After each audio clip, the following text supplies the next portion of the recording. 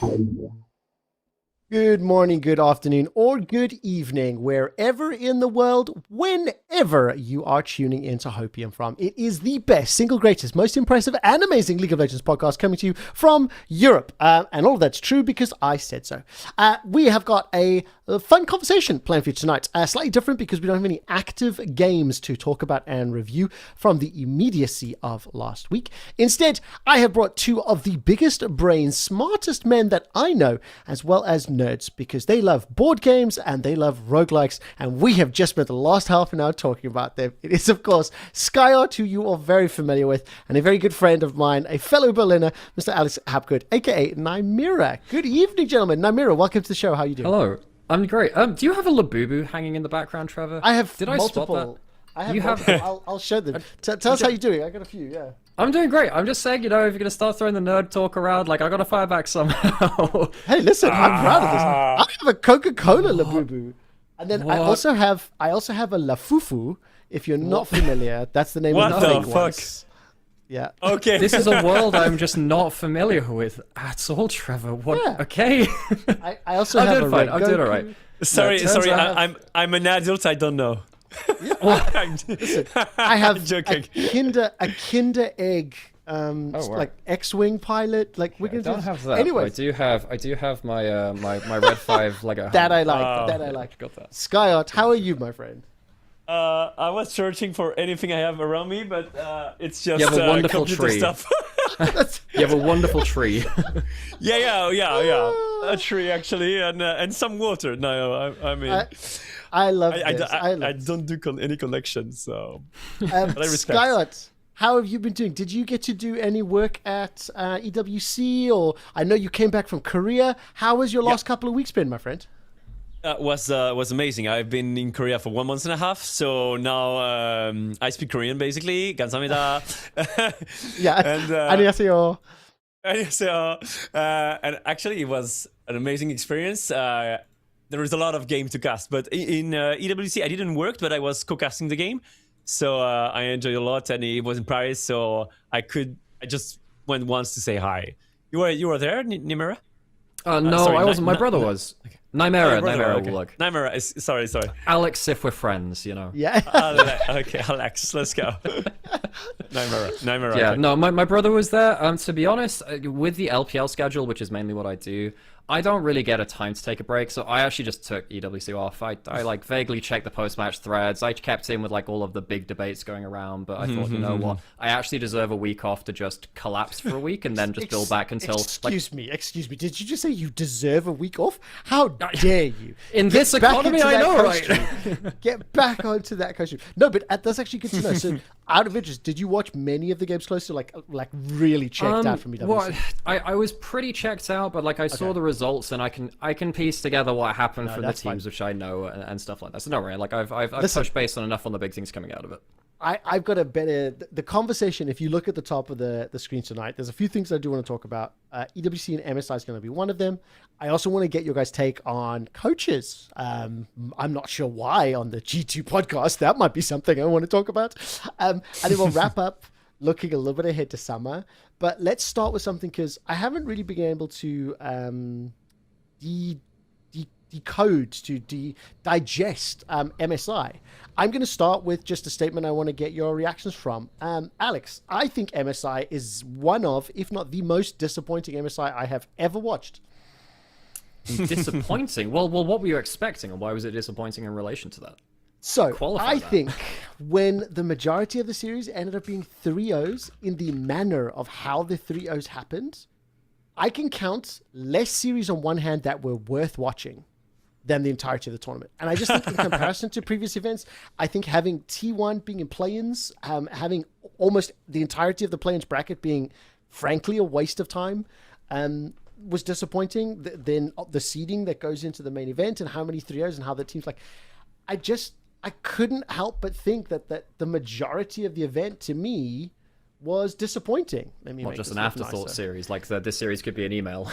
Yes. So now, Alex, with that setup, what's your take?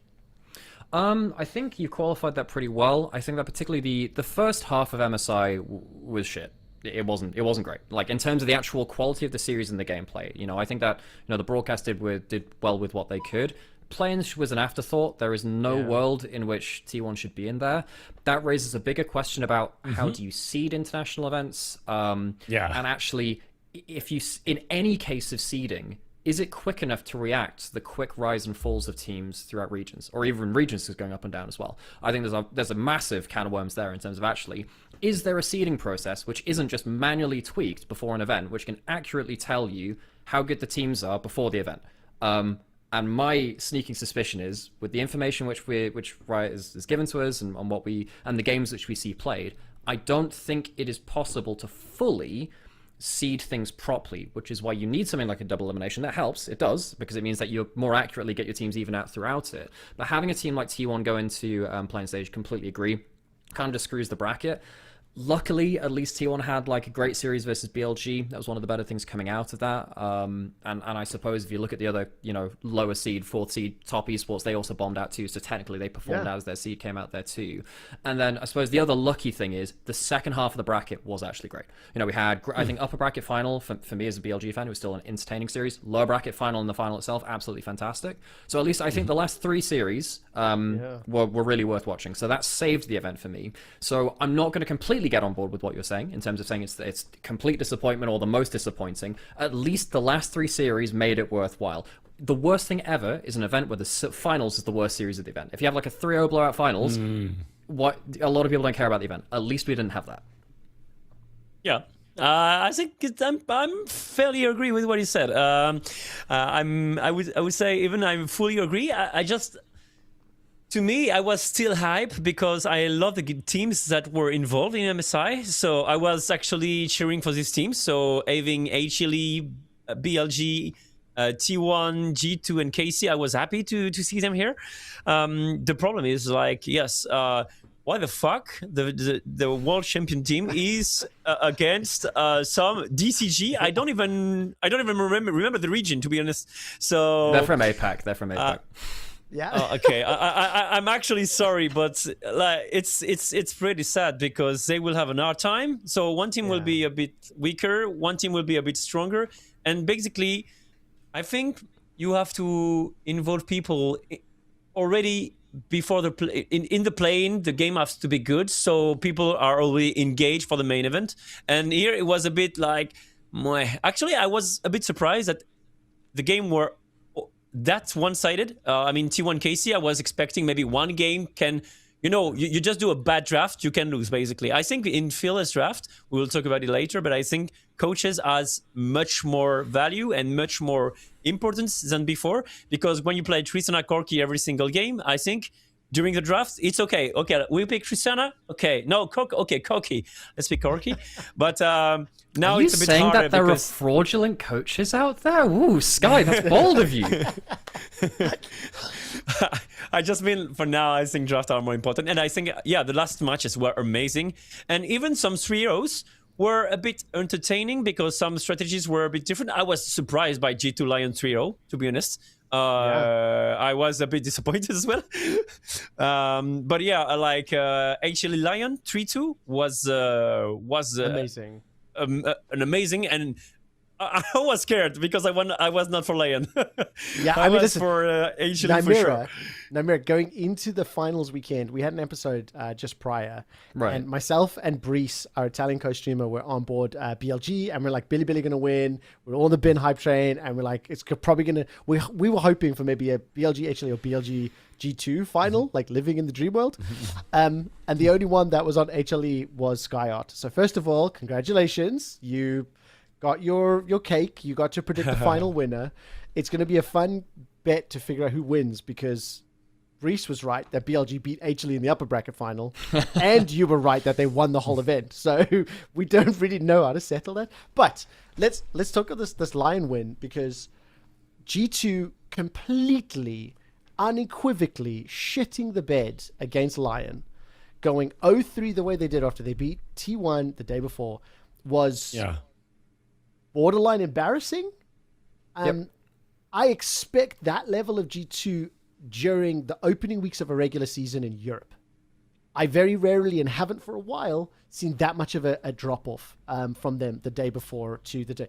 3-2 versus Top Esports, 3-1 versus T1, and then they vanished. Like, I mean, Sky, what was your take? You were there, you're on site. How do you explain that?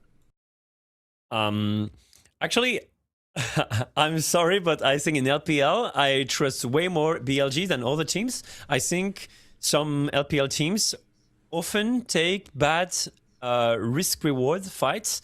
For example, they can fight 3v4 at a blue buff, thinking they will outplay, but sometimes they put them in the bad spot. I believe some LPL team are throwing a bit, so I have to say it. So I was expecting G2 to have a very, very big chance to beat TES. But I wasn't expecting G2 to win against T1, so I was actually surprised. And actually, I think the draft were amazing. I mean, like the Shogat against Yorick, the Doran got melt with Yorick on site, and I don't think that it could win, basically, because you just get ulti Pantheon and Shogat, you just die. But against Lion, yeah, it was very disappointing. I mean, the first game was playable, but somehow on Sama with Ashe had no damage. I mean, it was like a massage for the Renekton. 0 single fucking damage. So I think he should maybe play Severe, go 3 items, and just right-click the Sylas and the Renekton, and they just melt. Oh, that was the game where they saw Sylas and they locked Ashe Seraphine, right? That was crazy to me. With Why Oriana. would you ever do that? Yes, and just give him 2 of the best ults in the game. Yes, great. Yeah. I mean, okay, look, it's one of these things where it blows my mind that it happened, right? And then I'm happy that Lion bounced back. 3 days later, almost all the teams, pretty much in the entirety, fly to Paris, and they take part in Esports World Cup. I got to watch all of the games and tune into the entire bracket. Insane. 16 teams, best of one to qualify, then a best of 1 and a best of 3 elimination brackets. We see KC, who absolutely vanished from MSI, show up and make a run all the way to the finals. They looked incredible. Before we talk about the main topic that I want to, which is the events and then being close together, I want to get Sky, what was your take on EWC before myself and Nymaera chime in?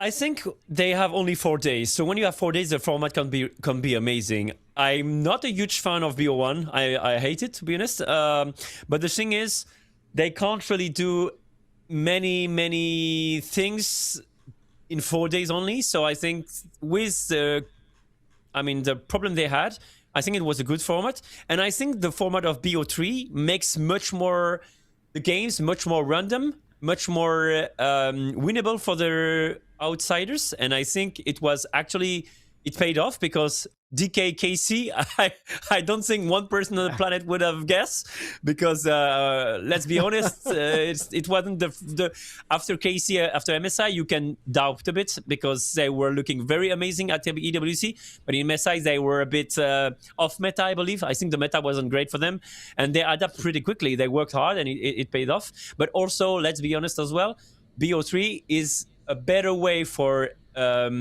outsiders to win against favorites. Nymaera, what was your take? I know you didn't watch too many of the games, but you saw the results, you saw the team. So what's your macro opinion? Well, exactly. There's this is a very short event in a very tight schedule with lower number of games in series, as Sky was saying. So basically your variance is through the roof. And I think particularly when you have a meta, which again, harking back to what Sky said before, drafts are really important. I think that level 1s and jungle pathing is really important too. And slight changes in the meta completely flip things as well.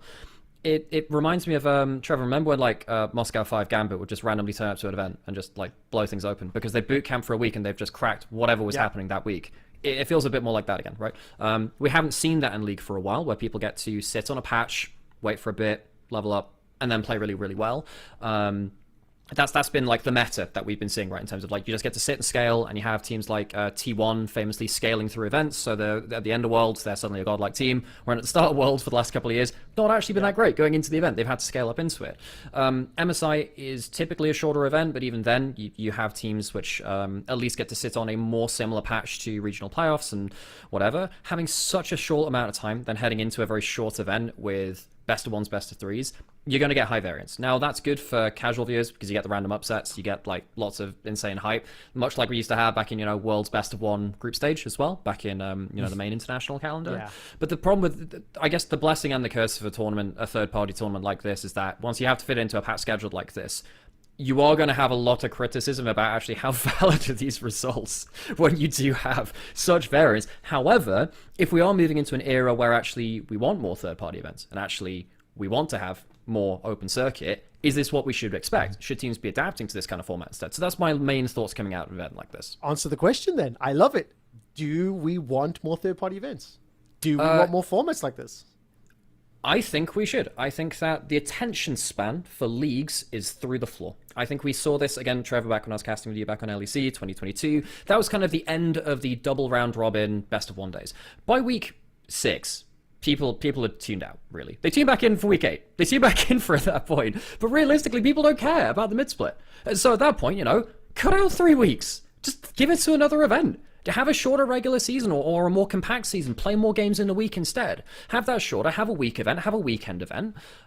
It depends, of course, what you have in terms of your logistics. I have to say, I'm thinking more and more in terms of logistics now when it comes to tournaments. Maybe it's just because I've been on the actual industry side of it for longer. The purist in me just wants more broadcast days, wants a double bracket for everything, wants more days for me and for my colleagues. That's because you've been indoctrinated and you've been locked to your computer by the LPL chain and you're not allowed to move. Yes, so there is that. Games and games. But even the players have been saying for years they want to play more games. So before we go, what I love, we've got tournaments, we've got formats, we've got smaller cups versus longer leagues, we've got broadcast.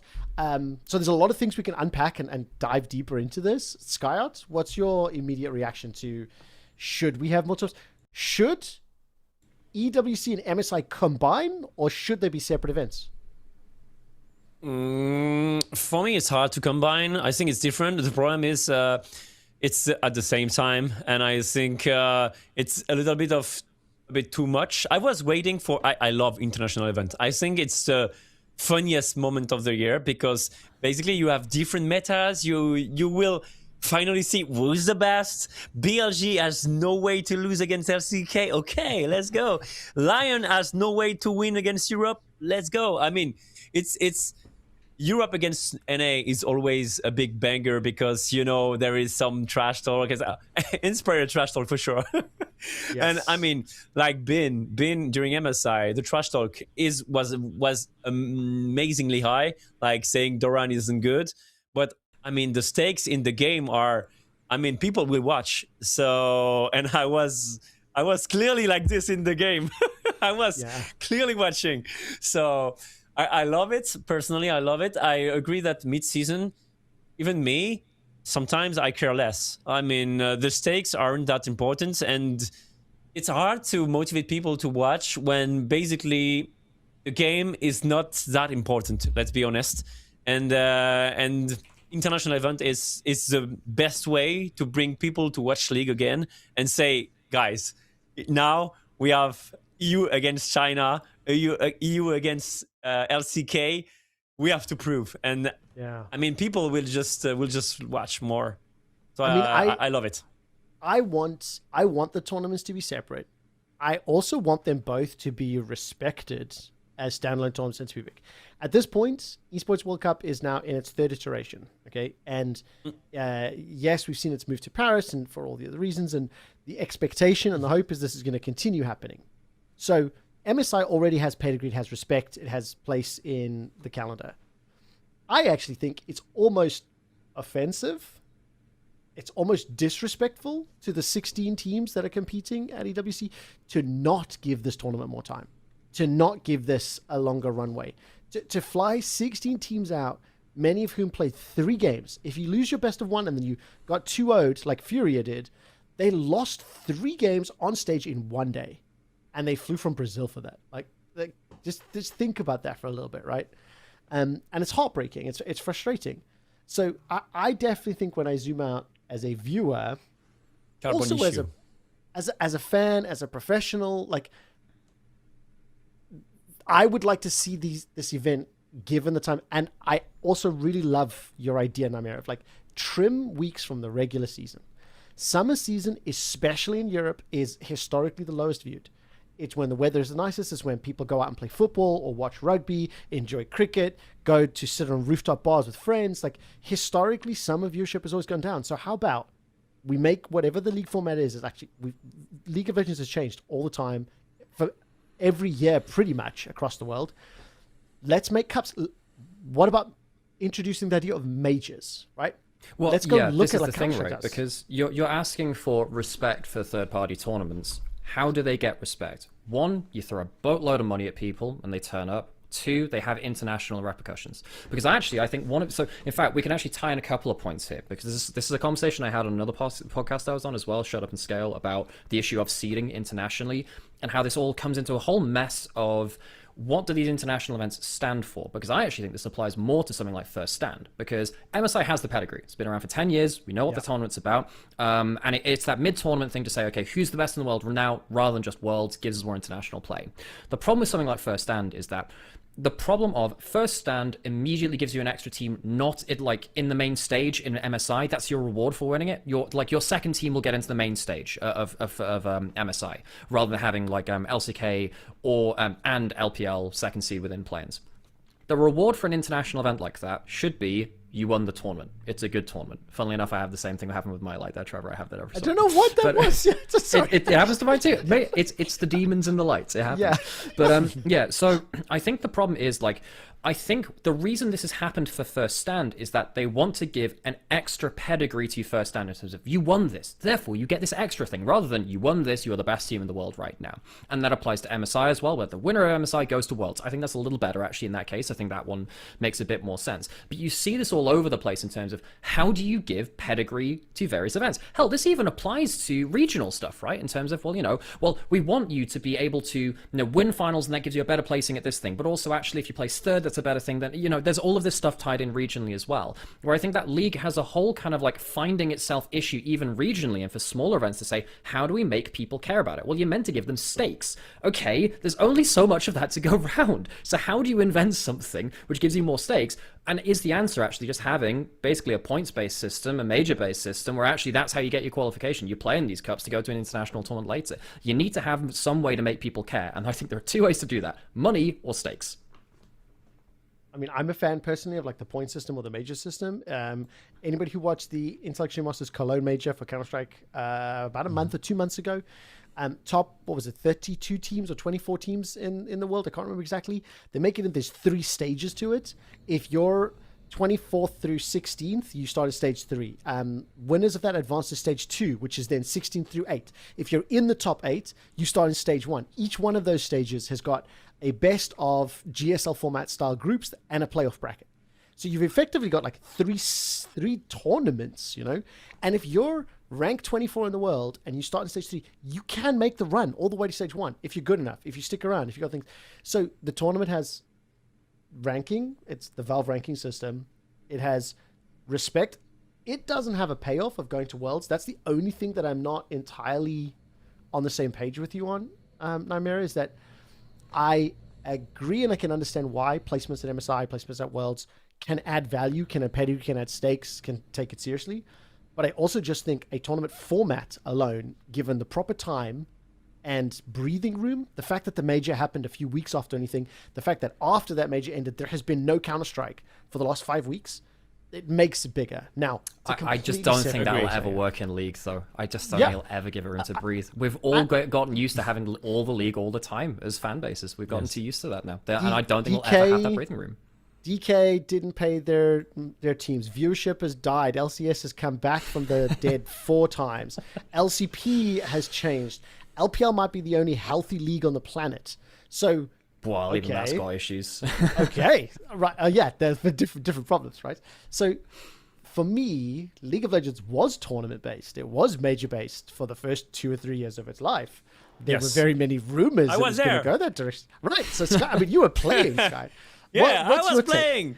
Like, if you zoom out, like right now, I'm using EWC. I was in secondary school. Yeah, exactly. Nymaera doesn't know the history of it. Skyyart, what's your take here? What's your kind of like opinion? What would you like to happen? Actually, I was completely on your side at first. I think it was a better way to find the best talent, to be honest, as well, because with franchise, it's a bit different. And I was also thinking that if you feed people too much matches, they will lose interest. But actually, I was pretty wrong, because it worked actually. I think the way League tried to make it, because I was a Counter-Strike player at first, so I was completely on your side. Like I would have watched every IEMs. Like every 3 months it's the time we see the big matches, and there is less regular season. I would watch more for sure, but people still like it. So I mean, if it's still working, they will keep doing it. But yeah, I would a bit love like to have like 3 weeks of no League of Legends. When it comes back, people will watch because they will be starving basically.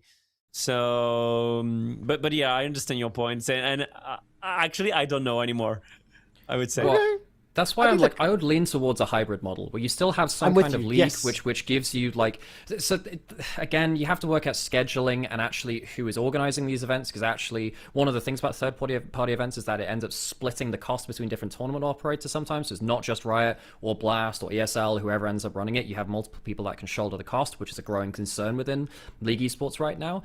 But if you have just someone running a league which can qualify you with X slots to X event, but actually these teams can also compete in a qualifier if they don't make the mark elsewhere. So the teams which compete through that, fine, cool, that's great, they can make it through that. But the teams which are like in the mid-table, which just missed out on the cut, they can go through to the qualifier with your tier 2 teams or international teams that come through. And it makes it a bit more of that hybrid model where you still get the payoff if you're a league team of having more consistent gameplay, more consistent ways to qualify, but there is an open circuit. You have the hunger for the tier 2 players which currently don't have that. Gives a room for tier 2 international play or more kind of mid-table versus mid-table across the world. That's what I'm leaning towards right now. That is the best example I've seen so far, but then that comes down to scheduling, who's running these games, do you fly teams out for it, a lot of stuff. Honestly, I think, again, I believe that the most successful and healthiest esport worldwide is Counter-Strike. I believe when you look, there are multiple tier 1 organizers that are independent. Valve actually don't really do much. If anything, Valve get in the way of their competitive circuit more than they need to. I've heard. That is a different conversation. But more importantly, you have multiple TOs that can run tournaments, and Valve ultimately control the calendar, and they ensure that these TOs events don't overlap more than they need to. It has created other problems where TOs then are trying to buy basically exclusivity with some of the bigger names and teams, create different things. But I would love to see some of those things coming to League, because I loved watching MSI. I like what it means. I like what it stands for. I didn't particularly love how this meta ultimately played out. But like when you go from the end of the spring split, with the majority of the leagues ending upwards of 4 weeks before MSI, there was a long break, before MSI started. And then that's partially why I was so disappointed. It's like I finally got to see all the teams I have been watching for a long time, specifically like LEC, and I'm like, this sucked. Luckily, there was a bunch of LPL leading up to it, so I was a lot more familiar with the teams that ultimately ended up doing very well. There's always fucking LPL.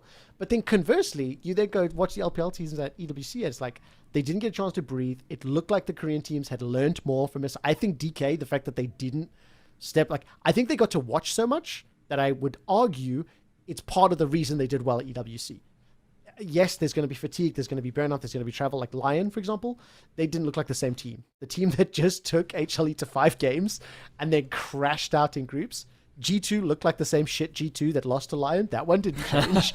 But I do think that there were some advantages. And my biggest zoom out is just, I want the tournaments to have more time.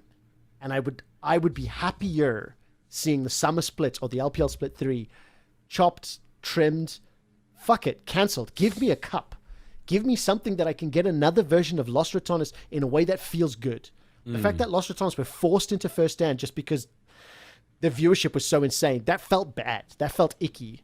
But if there was a cup, if there was a tournament where it made sense, there was qualifiers, and we could have this kind of tournament vibe in summer when, you know, I don't really want to be watching League every single day, then, you know.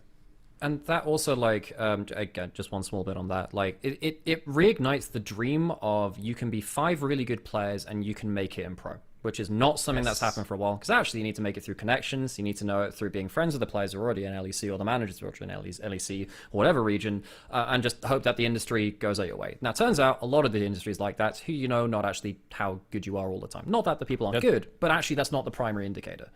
That was my story, actually. By that time, during the Season 1 League of Legends, I mean, the real Worlds were organized by HopEUMs. The Riot one was just an invitational. It was like there was maybe 100 viewers, and there it wasn't, because they didn't realize how big League was.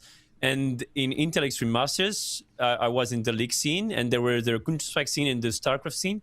And it was in Hanover, and there was like more than 10,000 people in front of us, and just 500 on Counter-Strike and StarCraft, which was by that time absolutely not possible because StarCraft was like so big. And for me, I was a Counter-Strike player, so I didn't expect League to be bigger than Counter-Strike that fast. But wow, and then they saw it and they say, okay, we got 2 tournaments the same year, and TPA was world champion, just like Moscow 5.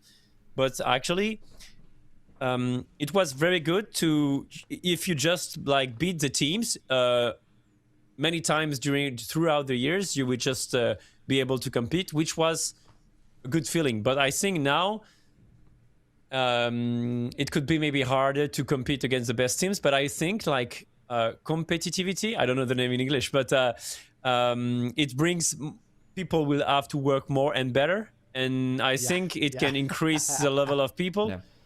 And so personally, I think it could be very nice to see upcoming people, and people will see, what the fuck, these teams, randoms, are winning against others, just like Moscow 5 did at the time. But we've seen that so many times since. We saw it with Unicorns of Love. We saw it with G2 Esports. We saw it with Griffin. We've seen it with a whole bunch of teams. There are a load of different teams, which have Cloud9, even way back in like Season 3, right? They did it as well then. It's like some of the most famous teams within our history have done that. But again, it's just like you need to at least give that token of hope that, oh yeah, by the way, you can actually make it if you're really good at the game, rather than just knowing it. Because I think that particularly EU's Tier 2 scene, I've seen so many players who've just like given up, burned out, lost hope because there's no path upwards for them, really. Yeah. And not only is there no path upwards, I think as well the environment and the infrastructure is something that's a separate conversation for a separate podcast, because the way that the businesses have been structured around the leagues, with the partnerships, with the teams, with the amount of financial investment, it makes it really hard to modify that, and it makes it hard. So you can't just get rid of everyone's money they've invested. No. So and you're in the scenario where it may actually be the best decision to go, you know what, this calendar needs to change quite dramatically and drastically. But in order to do that, there are now so many more players around the world. It's so much harder to do that. So this will be a conversation that I'm planning to have in longer form at the end of the year, because for now, I want to move us on to talk a little bit about coaches. Let's see what takes are here. Let's start very clearly, okay? None of us are. We don't work for G2. Nymaera even less so. You're way further reacted. I'm paid to host a podcast. That's it, right? There's no ties there. Skyyart is co-streaming. That's it. The reason to clarify that, do you guys think Perkz taking over from Dylan was a good move? Oh, you're saying that before we've had any evidence. It's hard to tell in the short term. Sky, you got any immediate thoughts? If I have to go first, I would say it's very hard to say for now. Actually, I was really surprised because I think G2 had very good draft against T1. I think the draft are like 50% of the winning rates of an outsider team. If an outsider team went for bad draft, you are cooked, I believe. So I think it was actually very good draft against T1.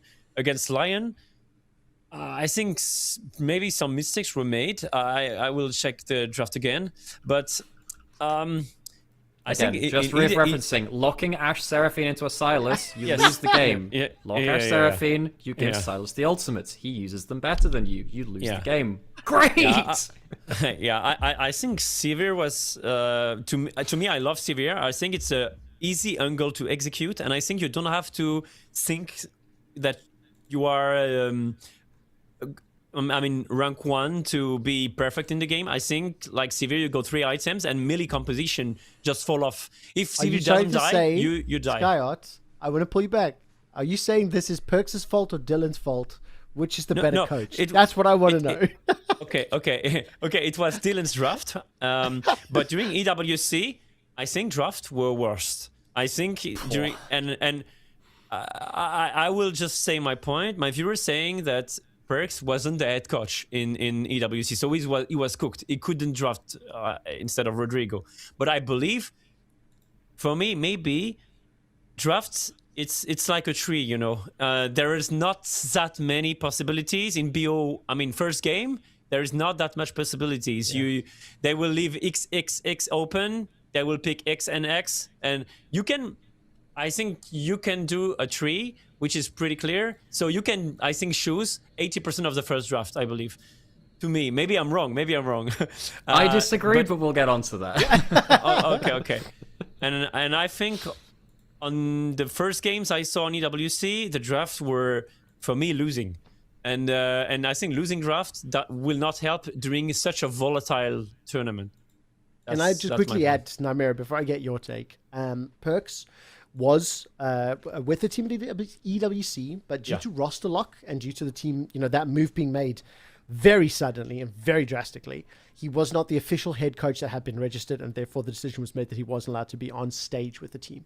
So just so everybody's aware, Perkz was backstage, but didn't have the headset on, didn't have the comms. So if that multi-choice tree had not been planned correctly, then yes, they were going to be at a disadvantage as far as drafting is concerned. Before I share my opinion on this, Nymaera, did G2 make the right move? I think this is more than just a coaching change. I think this is a whole change of the soul of G2. This is actually a whole philosophy change. Dylan is a very structured man. He is a very organized man. Perkz is an ex-pro. He comes from a very different background.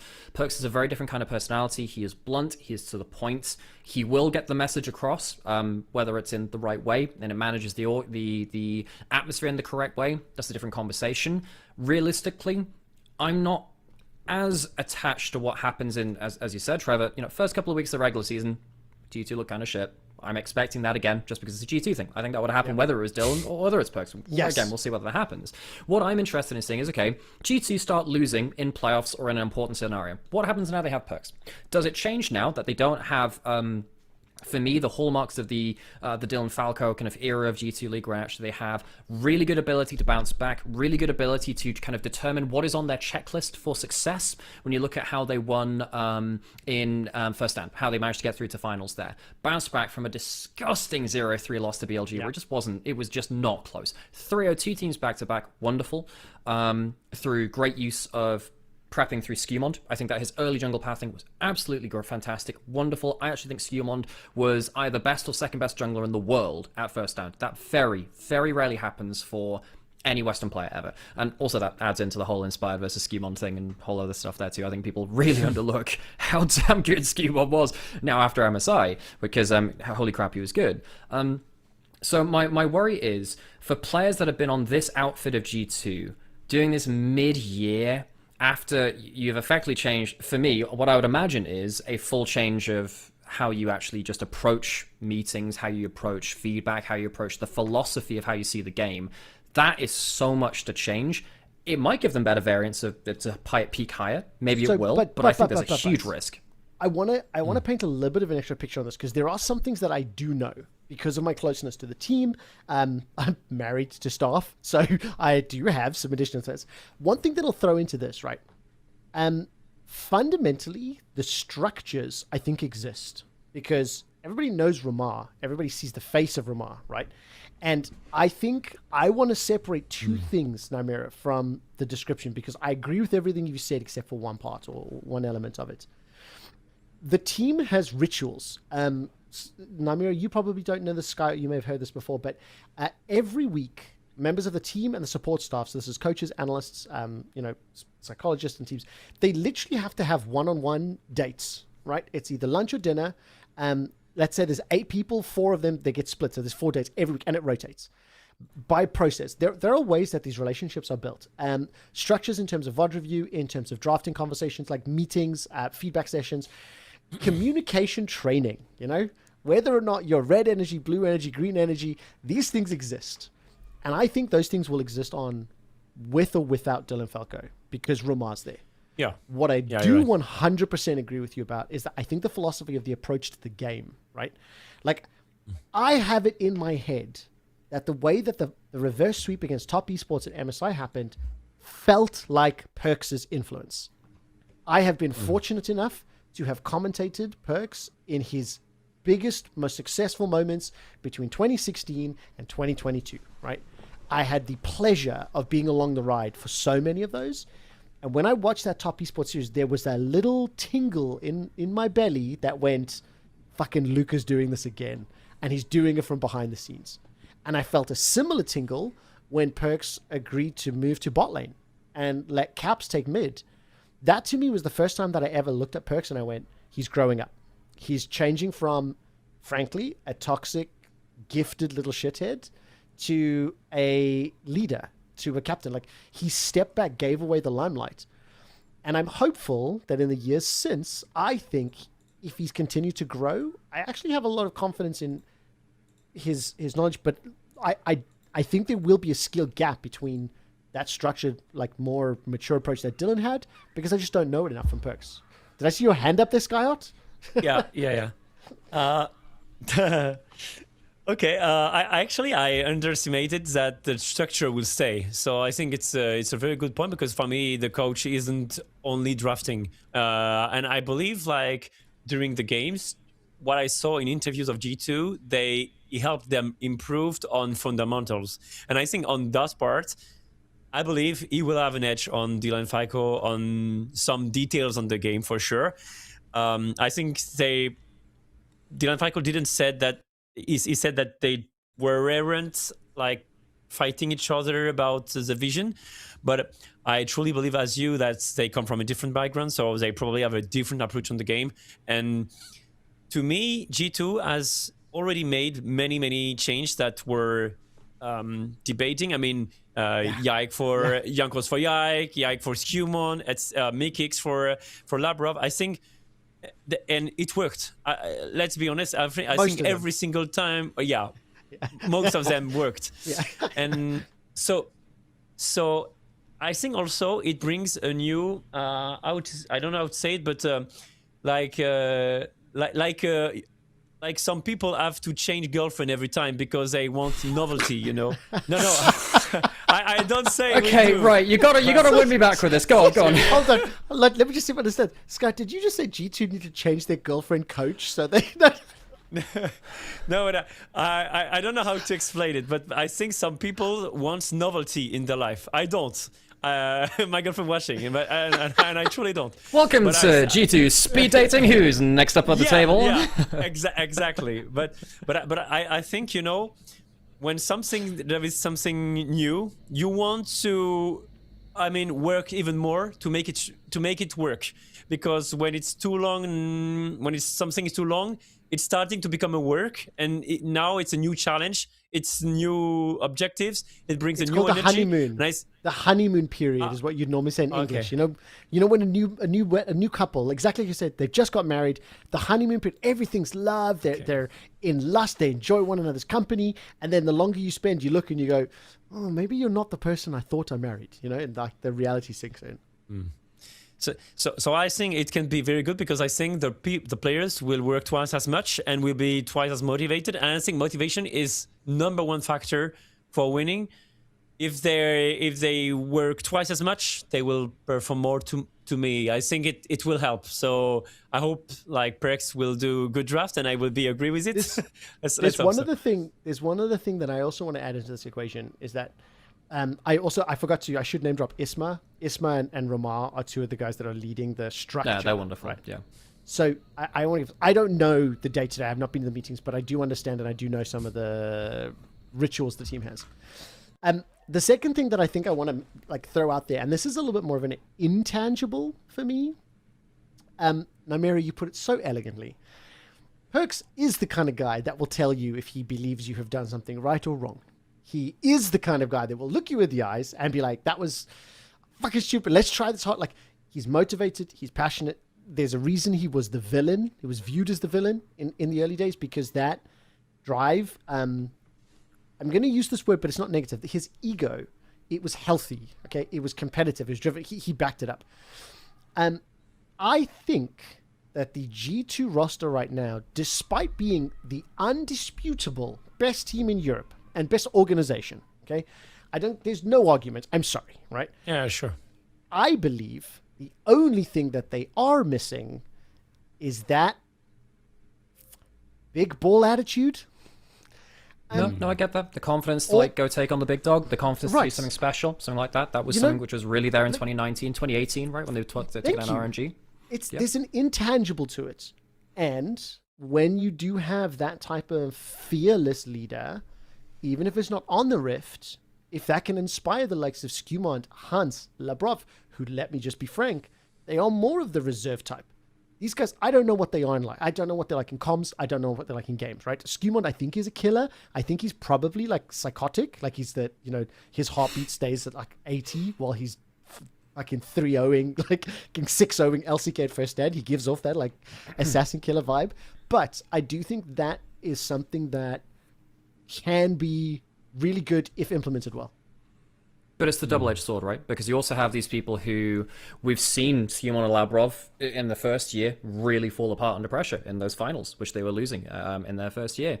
I think Hans is a very reserved bloke. I think that, when you have Perkz with his communication style on a team with Wunder and on Wunder is the person to chat shit back at you, he will not let stuff like that stand. Yeah. I think that will... That goes down a very different way. So this is why the thing which I'm interested in is what happens when things go wrong for the first time. That's always the big thing. Because, you were talking about, you saw the, the Luca side of that reverse sweep. For me as the LPL person, I'm sat there, I'm like, I just saw Jack 11 Tien fucking running it. I saw that. Right. There is that side to it too. And sadly, top esports, though I love them, it's like Tien going under mid lane turret, pressing W to take aggro, getting it cancelled, dying and flashing anyway.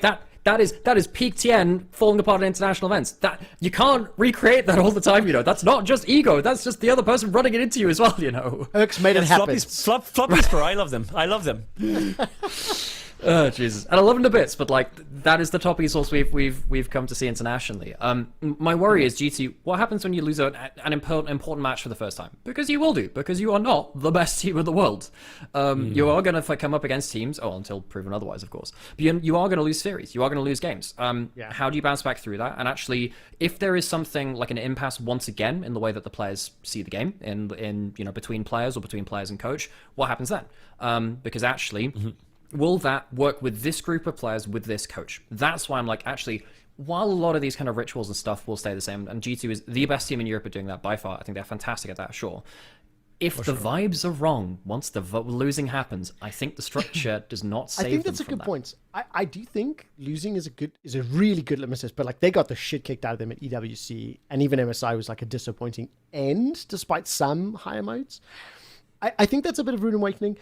I'm going to be intrigued to see how the power dynamic plays out because I believe Caps and Perkz have a lot of insane respect back and forth. I've not seen them interact too much, but like the evidence is there. I believe Broken Blade respects the shit out of Perkz as well, right? And like I've had conversations with him about Wunder versus BB, who should be the top laner you think of when you think of G2, right? And it's a fun conversation to have. I like that. Okay. Yeah. And I had it with him. And what I really like is that Perkz' name came up a lot. So I believe that I think Skyu, Hans, and Labrov will probably lean back and teach me Yoda. Like if Yoda comes in and starts teaching you the Force, who says no to that? Okay, he is Yoda in many ways. Maybe Yoda's not the greatest example. Maybe like Darth Sidious. Oh, like the head of the Jedi Order, which oversaw like the downfall of the Republic after several thousand years. Let's see what happens, right? But let me also zoom out and do this then. Were either of you nervous? And I'll start with Skyyart because you maybe have seen more of these announcements. were you nervous with how the announcement came out? That the just fucking the bomb was just dropped, and like, oh, by the way, Dylan's out, Perkz is in, because I did not think that looked good. Yes, I was, and I think how it was done, it was obviously like a spontaneous choice. There's no video. For EWC, it was looking bad. Let's be honest. To me, it was looking bad. I think like the 3-2 Lion has a huge part of this choice, and I think now Dylan is the villain now. He is the antagonist. He will come back much stronger. So we need to care wherever he goes. Nymaera, what was your take on like the timing of it? Oh yeah. For me, I would change the wording on what Sky said there a little bit. Not too much. Again, it's like the similar kind of vibe in terms of like, did it seem spontaneous? Yes. The way I would put it though is it's something that was accelerated to me from the communication that was put out on socials. Apparently this is something which had been like, they've been considering coaching changes since end of winter. I think that's what Roman said in his tweet. So again, that's public info. That's stuff that we all know. Okay. Yeah, I believe that's something there. So they were considering coaching changes or additions. Now, with the way that things came out, to me that screams, we were planning this end of year, maybe. Not right now. And that's when it kind of like, that's where it's quite worrying. Because of course, you want this team with all of the aforementioned factors to get some headwind, hit the ground running, actually get some development with the new coach and the new style of play and the new vision for the game. And hopefully get your reality checks early once you've actually got up to speed. Because one of my issues with them, losing in MSI and then EWC is that I think it's too early in their development. I think they need to get the momentum first. And then you take your losses after you've actually got the building blocks in place. Because just losing now, it's like, oh shit, what do we take from that? We're just a new team with a new coach, basically, right? So, you don't get that much information. But yeah, the way that it came out definitely screamed like things that accelerated beyond what we thought, which is obviously sad to see such a legendary coach like Dylan, because Dylan is the GOAT Western coach. He is. There's no one even close at this point. He's gone through so many different types. He made Fnatic win. So I know, he did the impossible, literally. Yeah. Okay.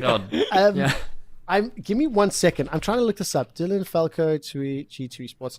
For anybody that may have missed the nuances on this, because we are perennially online. It was Roman that posted the details. Yeah. Exactly. I've got them both. So can we pull my screen up, Mr. Producer?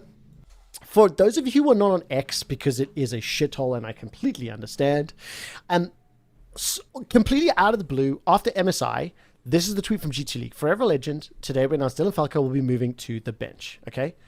It then comes out that Perkz will be the head coach.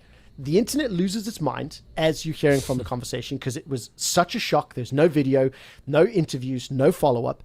I don't believe to date that Dylan has even commented publicly. Please do correct me if you've seen otherwise. I've not seen.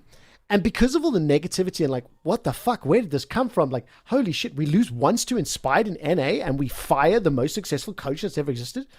Ramar came out with this message, right? We always look to challenge ourselves to improve the team. We've never been afraid to make tough decisions. And these are the most recent examples. They go way further back, okay? As an organization, they've done this for a long time. If we believe there's a chance to go higher. On the staff side, after winter, we felt we needed to change to help the team break into the seeding. That's why we added Perkz to create this change in the system. Something that maybe wasn't super public knowledge. Perkz was supporting as an assistant coach from late in spring. I won't quote exactly when, I thought he publicly said it was week 2. I think they said publicly it was week 2. Yeah. Got it. It may have been on the ground then later, right? But so in spring, right, from week 2. Perkz always brings unique sex experience, but he can't go halfway, decide and be indecisive between two visions of the rosters. So we decided to empower Luca, take us to the next level. Obviously, it has nothing to do with the qualities of Dylan, who is the GOAT Western League of GOAT Western coach of League of Legends. It just means that for this roster and these players, we feel Perkz is the staff that we lead right now. That to me is the sentence that gives me the most hope when I think about it, is the most optimism, because I'm like, okay, number one, I fully believe and I trust Ramar. I really do. Ramar has always been somebody that has called out bullshit online, has been earnest and honest. He doesn't step into the mess unwillingly.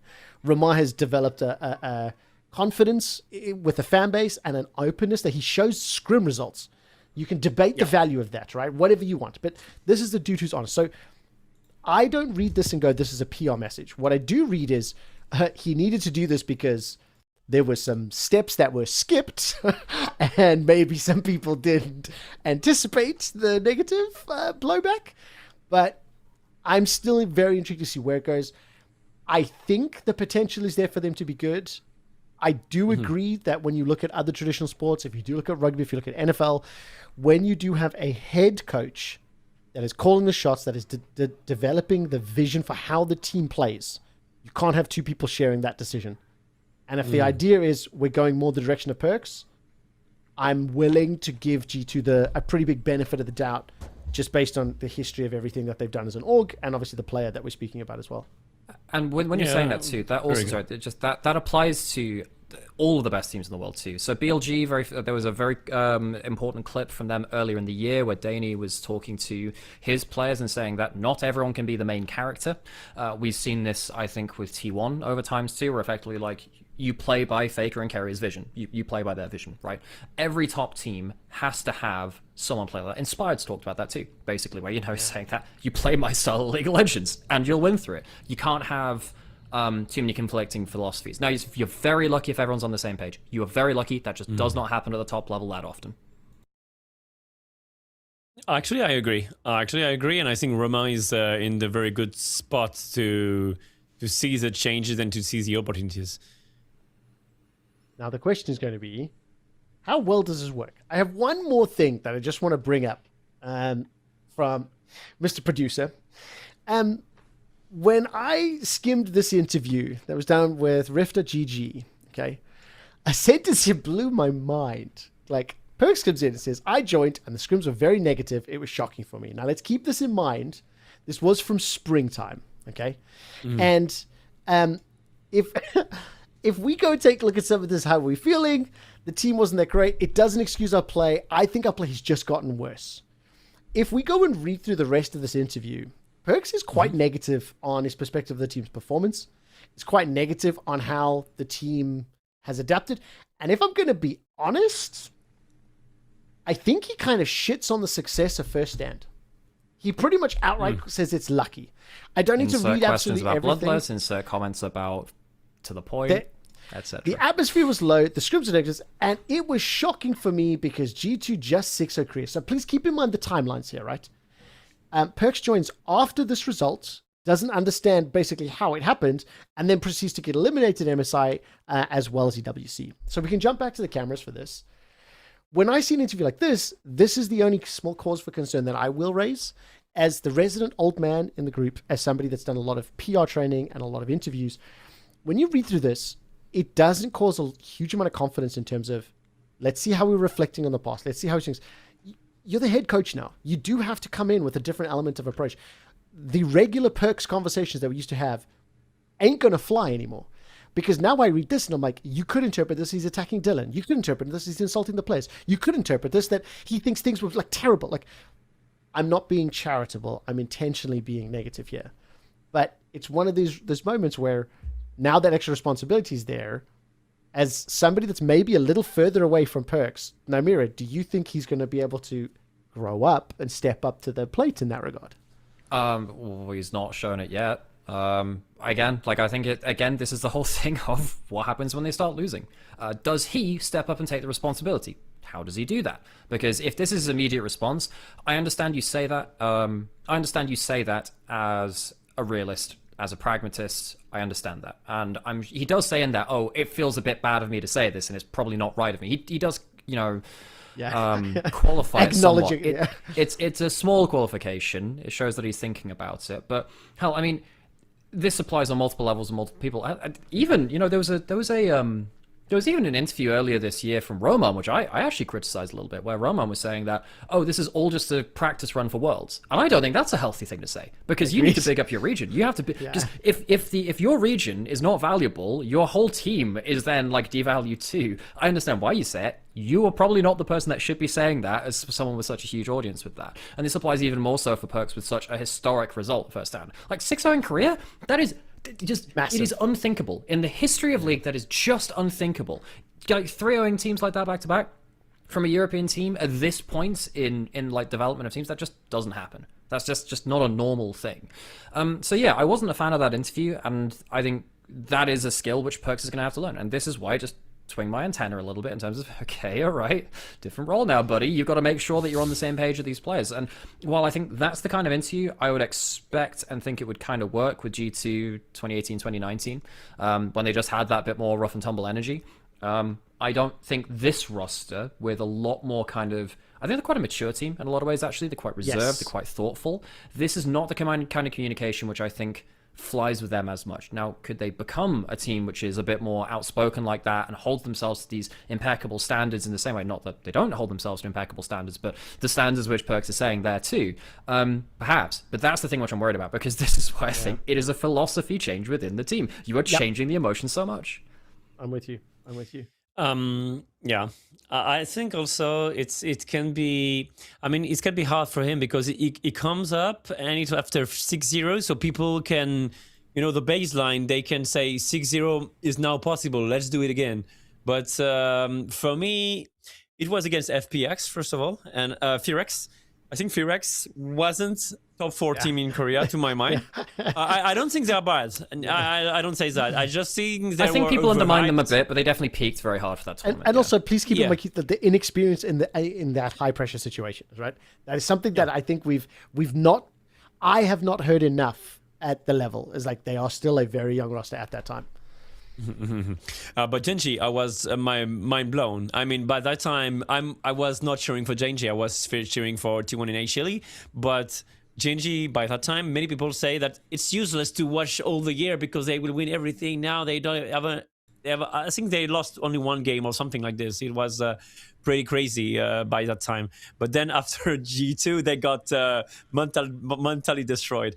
But the thing is, for me, when he says it was luck, maybe he's just trying to point that if Scream, they were losing and they go 6-0 and he comes in, we can't expect them to go 6-0 often again. And it's not because of his bad influence that they will not win 6-0 again. You know what I mean or not? Yeah. I think it's bad communication, but I can understand that it just say it was high variance and we played well, but it was also a part of luck.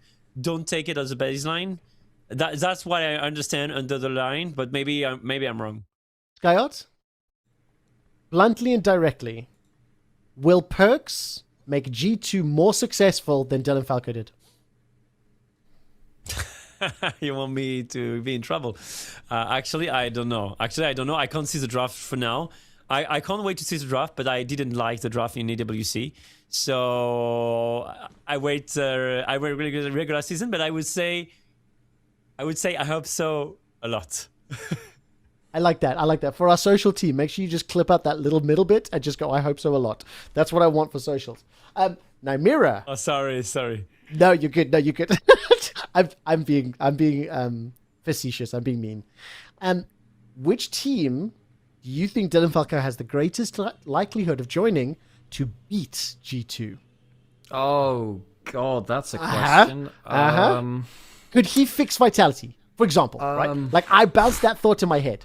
Could his leadership take a team like Vitality and make them not choke? That group of players, no, not with that group of players. They're just not. I think that group of players just needs the vibes to be right, and they're not the kind of team I see being like. They're very much wild horses. I don't know who the hell tames them. You need someone who's I actually think weirdly you need someone a bit more like a Perkz that can actually like tame them. I don't think they're the players which will do as well in a more mature environment. Legitimately, I don't think they will. So then, yeah, I agree. So then, so Nymaera, I'll start with you because I know you don't watch LEC as closely, so this is why it's more of a fun question. Mm-hmm. Of the LEC teams that are performing, that are playing in summer, which one could Dylan join to make them win? Obviously, 100% KC. I'd also, by the way, I am pretty clued up on LEC. Don't worry. I'm aware. No, I am aware. I am aware.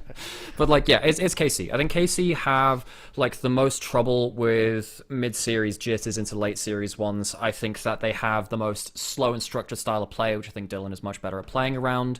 And I think that he'll be better at like finding out ways to enable a player like Kalist, who just has this incredible up ceiling. I hope he can find some. If he does join them, I hope he'll be able to find some consistency in them. So I think KC probably the team I'd see that with more. Now I say that with we're criticizing drafts and stuff from Dylan, but also that's led by players too for a certain extent. I think KC's drafts are some of the worst in the region for the level of the team that they're at, and I think he'd still improve with that too. I think that KC is quite obviously for me the team he could take the furthest. Skyyart, same question. Yeah, I think the same, and I think KC is. KC and G2 are the best teams in Europe, and obviously there is a lot of value to take Dylan, as he has. He learned a lot through G2 on fundamentals and how to make people look better very quickly. So I think KC has tons of value to take Dylan. Then imagine he also just takes that team with Yike, both of them kicked from G2, smokes them. Yeah. The problem with that argument, by the way, we started like doing a little bit of a look around. Something like 60% of the teams that have won tournaments sort of have some connection to G2 in the past. Like there are so many ex G2 players that you could actually build a whole roster, like a hate roster. Okay. I want to start moving us on, just do a little bit of promo looks at Summer. Before I do though, I've got two of the most passionate casters, content creators, streamers that join me, and two of the biggest fanboys. The thing that I love when I talk to both of you, when you talk about the region that you watch the most, you talk about teams that you watch and you like doing well, you always have such great feelings. So I want to start with a little bit of I want you to be a fanboy. Let's start with EWC. KC step up and they surprised everybody. Skyyart, I saw some of your honestly super wholesome tweets about the team and celebrating them getting to finals. What do you think as a fanboy about KC's performance at EWC? Actually, I was cheering for T1 against KC, so but glory supporter. Yeah, amazing. Actually, I was between two chairs because I really love Kameto, and I was very happy for KC, but I think I was wanting T1 to lose against MSI in MSI because I think there is a coach problem and a Doran problem according to me. That's my point. Maybe I'm wrong. And I think losing will make things move because when you win worlds, you change nothing basically. KC did an amazing job, an amazing draft as well. I think against T1, the way they changed that draft during MSI to EWC is mind-blowing. And I think Kalist learned how to play AP carries like Victor very, very quickly and very well. I think Mages for me is the easiest League of Legends after Enchanters maybe. So I don't think playing Mages is hard. I think it's not the hardest, but still, I think it's easier to learn Ziggs and Victor than learn Ashe, for example. Let's be clear. But I think it was a good way to not fight bot lane because I think what made KC suffer in MSI is they tried to skill check bot lanes and it was tough. Kalist plays so well Ezreal during EWC. He just fucked T1. But yeah, in final, I think the draft was less good and they just fall apart. Can I just say, AD carries have been to every other role within League of Legends, and every other role has played AD carries arguably better than AD carries. Yes. Do. I rest my case. And we have all-time great AD carries who had to play mages for like half a year, and they fucking benched themselves. Go look and at they our quit. top lane Vaynes, our top lane Varuses. Go look at when mid laners need to play ACs exactly. Okay, I'm also going to go. Let's go fanboy Nymaera. Billy Gaming at MSI. Where do you want me to go with this? Listen, just speak my mind. As a fanboy, just speak your mind. I asked Scott to be happy and he went, I'm pissed they won. So you just tell me where we go. Okay, I think there was a whole group of people out there which looked down on BLG because they're an LPL team. And I've had to sit through this and eat this for fucking years at this point. So many people look down on LPL teams because they are not LCK teams. They are still really damned good, especially when it's not a lane swap meta.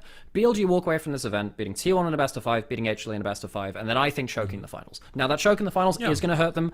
I think they're a team which clearly has some incredible ceiling to them. I think they do struggle in the very highest pressure matches. I think they do. I think particularly Shun and On and Bin, actually all three of them, have had issues with the big Game 5 moments over their careers. That's definitely something to address. But I still walk away being very happy with what BLG showed on the whole. I still think Knight's the best player in the world. That guy is just unreal. I think this guy does so much on a team which is often quite dysfunctional, actually. And I was really happy with how Viper flipped the meta in his favor. I think that Viper was not great in LPL up until this point, and that the majors really unlocked him. BLG have made me very happy. We are also now seeing Bin have just an ego death in real time. This guy just, every time he takes a big loss, this guy just goes mental. It just happens every so often. I don't know whether it's just something he needs to get out of his system. I think clearly he doesn't have the healthiest ways to deal with losses on the big stage. I think after Worlds 24, guy nosedived in 25, and he never really recovered. He came back this year at the end of Split 1. It took him like a whole year and a bit to come back, and that is a worrying thing. But, my boy Knight, I think Knight's still the best player in the world. I think that he had an incredible MSI. I think that people should respect this team. I think people walk away from this team completely respecting to them. Wait, you think Paze is the best player in the world? I think Perkz was amazing during MSI and EWC. Yeah, and if you just close your eyes and don't look at mid lane, I'm sure you can agree with that. Sure, great. I still think that Knight is the best player in the world. I think that he does so much with so little, whereas T1 is a team which entirely drafts for and entirely sets up for Perkz. Perkz is the best AD carry in the world. He is, for sure. Knight is just the best player in the world, I'm sorry. He's doing all of this stuff on a team which just doesn't function as well. If you're watching on YouTube, comment below. If you're seeing this clip on social media, who's right, Skyyart or Nymaera? Let's Skyyart. I see you trying to jump in there. Yeah, sure. I want to say something. I think when he picked Swain, I think it was an amazing Swain angle. I'm not a fan of Galio. I think the Swain angle was amazing, but what the fuck? Why T1 take a fight against a Swain who just completed 2 items? I think he had Riley and Liandry's TPs, and just they tried to fight him. It's my second place most champion this year, and the champion is just unbeatable at that time. I mean, at 20 minutes of the game, the champion is just, you can just 1v3 if your people have because basically AD carry has no time. I think we had Kesa for sure. We have a fucking Kesa. We can just wait for 3 or 4 items and just like send him to the moon with a fucking Starlink from Elon Musk. And we take a fight at that time. What the hell is this shit, bro? I don't understand. And I have to say something, because I was a bit surprised, I would say, by BLG, because they played against HLE, and if you lose, you play against the winner between G2 and Lion. I think G2 and Lion are less good than HLE, okay? And somehow they show maybe one of the best strategy I've seen in the MSI. It was like they pick Cassiopeia in second. I mean, in first rotation in second pick. Lane, yeah, and it flexed to bot lane, and they let Guma pick Ziggs, which he would have done like 100% of the time. I think if it was open, I think it was for sure playing Ziggs. And then they went for Shen, trying to fake Cassio was mid. Then he picks Yone, and Knight goes on Akali, and I mean, I was forced to put my stream in plus 18 because it was just too bloody here, too bloody. So why the fuck they play their best fucking draft? They outdraft HLE like by 200 AQ during the winner bracket, because let's be honest about the format. Winner bracket is shit. You have basically no advantage. For me, you need to have a bigger advantage. Maybe one more ban per game or something. Because this is a topic I actually covered in another podcast too. Because it's like the problem with that is basically like you still want a good finals. How do you make finals competitive and good without it like undermining the event and it being too advantageous? You have to follow. No, you have to just follow what they do in the fighting game community. It's a fucking bracket reset. I'm sorry, you have to play GBF5. I'm well aware of that. I would fucking love it. Go watch NBA. It's a best of 7. NBA's many games. I want a bracket reset, and then if this had happened 10 years ago, we had the money for it. I'd agree. We just don't now. If a bracket reset happens with two of the best League of Legends teams, okay, what's your idea, Skyyart? One more ban, or like BO7, but with 1 game advantage. 1 game advantage, best of 7. With 1 game advantage, if you have 1 game advantage, people will say it's 2 more games. But if the winning team was going to win 3-1 or 3-0, it changed nothing. So the only time it changed something is when the losing team has to win one more game. I love it. So I love it. It doesn't change that much of a game, and there is a fucking point to be in the winning side, because now you got screwed. No, I get that. Because I think BLG got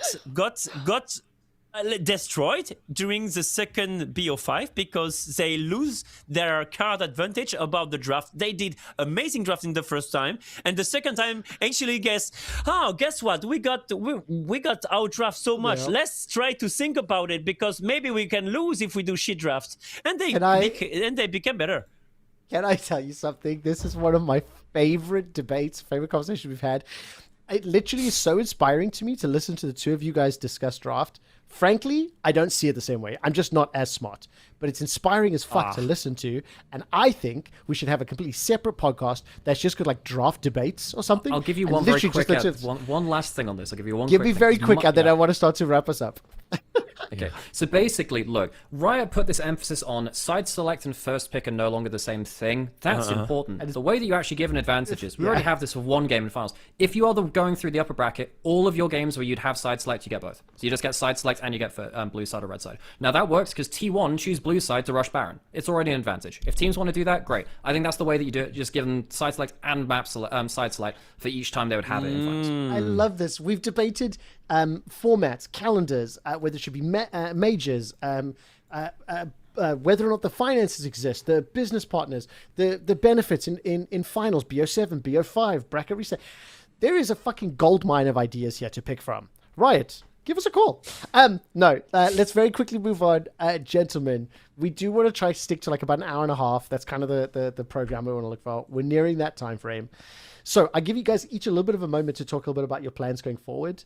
Nymaera, I'm going to start with you. I'm actually going to pull up the LPL Split 3 Ascend group and Nirvana group. Sure. What I would love for you to do, just give us a bit of a hype and promo. I know it starts soon. I know you're going to be co-streaming it. So I want two things. A brief overview of what to look forward to. And more importantly, for anybody that doesn't already follow your channels, how can they and where? Okay, so literally LPL starts tomorrow on time we're recording this. So it is starting tomorrow morning. We have best of threes, like multiple best of threes, 5 days a week. I think we get a 2 day, gloriously, we get 2 days off every week this time. Oh, I know, it's shit. incredible. Oh, we're allowed out of the mines every so often.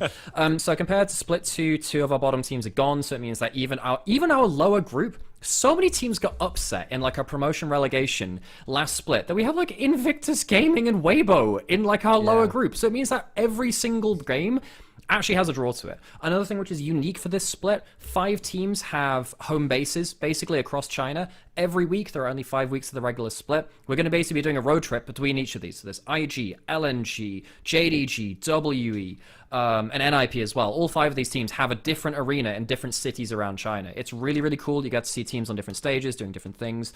I still think LPL is an incredibly cool region. I think that we have the best junglers in the world right now. I think that we have a lot of drama. So many teams have changed rosters. Top Esports, after losing MSI, kicked their support for no good reason, so they've just randomly roster changed. There's no shortage of drama. There's no shortage of games. We're always playing all the time. And I think it's some of the most entertaining League of Legends in the world. I stream it every single day. There's no official broadcast for the LPL anymore. I've been doing a fan broadcast for longer than anyone else after the official broadcast got axed, at the end of 2024. I would consider myself one of the most knowledgeable people in the LPL community across the world. So if you want good, entertaining League of Legends with someone who's all right at shouting at video games, come join us. We'll be live bright and early. I cast it with my brother. I'm sure I'll do some stuff with it with Trevor at some point in the future as well. Come join our little part of the community. You'll be part of like our little VIP group watching some of the best League of Legends out there. And you're better than just all right. You're fucking fantastic, mate. You're amazing.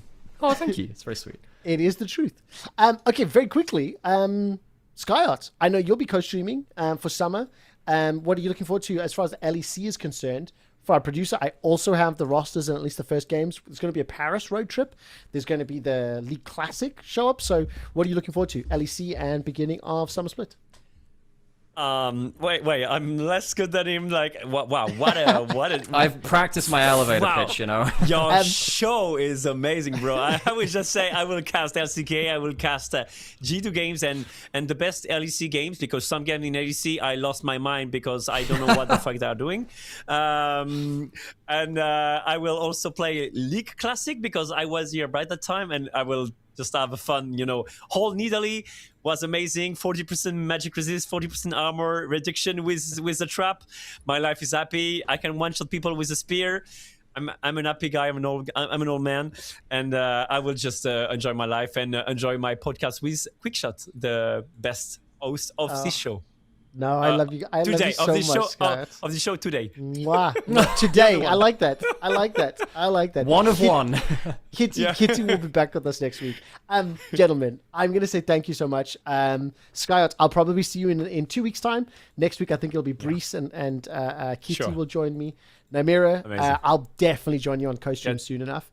And you'll see me here when someone drops out of a podcast at some point, because I'm always free. I'm gonna give you a call. We might need to do special debate segments, because I think if I get you, Brees, and Skyyart together, I can literally just ask one question and just shut up for 30 minutes. You guys will argue, pick some bads, and I think I know how to push your buttons. So I'm cooking. Guys, I thank you so much. haven't talked about Now the Jungle already, but I will. Oh, no, don't talk to you about that. That's where we're stopping. We're stopping. Cut them. Kill their feed. Ciao. We'll be right back. 1 second. Ciao.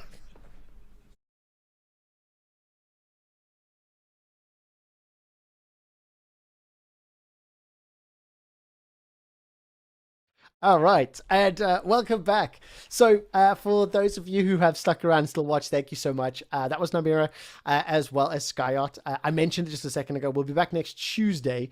Kitty will be rejoining us. She's currently doing Teamfight Tactics at EWC. She was doing League of Legends content last week. Cannot wait to unpack that with her.